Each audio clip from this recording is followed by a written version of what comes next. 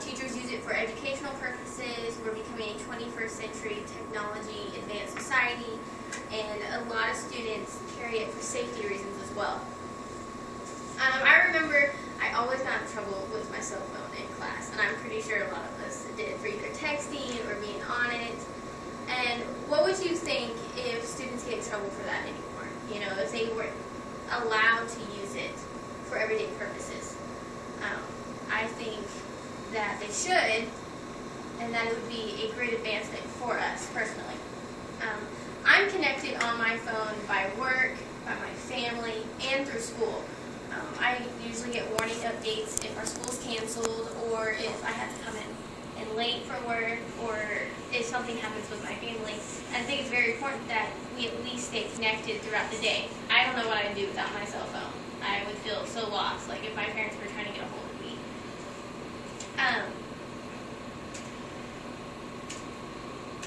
These are the 3 main points that I'm going to discuss in this speech.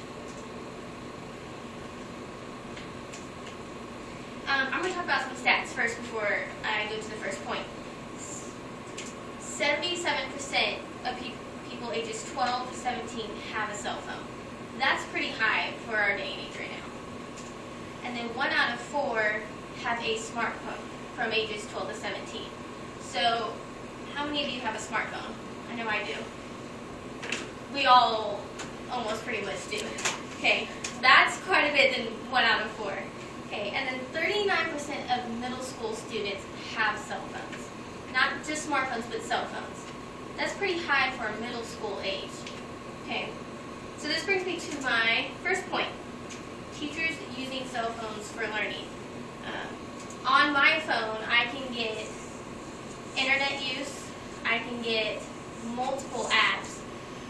If I have to look up something, it's right at my fingertips. So a lot of teachers tell their students, hey, go on Google for a second and look this up, look this answer up. The first one to find it wins. I've seen that done before. Teachers also use it for apps. There's an iCell app for biology. Some teachers use that for homework. Say, hey, go on this app for your homework and watch this cell, watch whatever they're learning in that class. There's also Quizlet, which is a digital flashcard.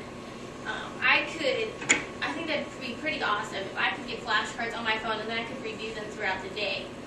There's also it's called Poll, P-O-L-L, and some teachers use it as surveys for their students. They say, okay, now that you just took this test, go on this app and take this survey real quick, and he'll get it instantly on his computer. There's also an app for astronomy. The teacher will tell these students to go outside, hold your phone up to the ceiling, up to the sky, and it'll tell you what constellations are present at that time. Teachers also use it for small group activity. Sometimes they'll tell one member out of the group who has a smartphone, okay, you take this, go around, have a scavenger hunt, take a picture of it, post it, or something like that. Back in middle school, I didn't have that as an option anymore. Now we do. So some teachers use that. This also leads me to my second point. We are now becoming 21st century learners, or technically advanced society. 21st century learners is a new name for that. It's actually a term. This brings me to apps. Apps is a 21st century technology system. Our cell phones also have capabilities that our old phones didn't used to have. We have internet, and we also have data usage, to where we can hold as much information as we possibly can before we have to put it on something. That is valuable to students as well, because they have to email an assignment that they have. They can do it off their phone. I've seen it done before with that as well. So that also helps students with their learning. And our society's growth. I'm pretty sure a lot of our parents have cell phones and computers and maybe iPads or something along that line. Okay. We also have the Connect Ed. It's an act where President Obama wanted to get as many schools as possible connected with some sort of technology. If that means one class has an iPad or something, he at least wanted that to happen.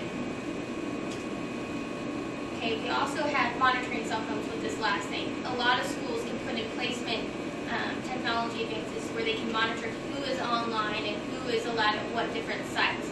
I know growing up, my high school did. They put a limit on what websites were blocked. So that tells us that our schools can put a limit on what students use. So it doesn't have to go all bad to whatever technology. And this brings me to my third point, which is safety. With the recent shootings like Virginia Tech, and then there was Columbine, and then there was Sandy Hook Elementary, I know a lot of students use Twitter as a source of, okay, what is going on campus? Do I need to stay in my room or not?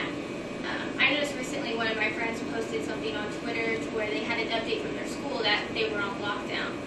So that's a really good use for our students as well. And parents feel like their child is safe. I know being able to get a text throughout the day saying, hey, I'm okay, would give a lot of parents relief that, hey, my students, even though there's something crazy going on, I know my student is okay. All three of these points help further our education. In conclusion, our cell phones is part of our society, so we just have to keep changing with it. Cell phones are just going to keep gradually upgrading and upgrading. And our students are becoming 21st century learners. How many times do you see a student on their cell phone? All the time. And again, technology just plays a major role in our society. I believe that we should be able to reach our students in a way that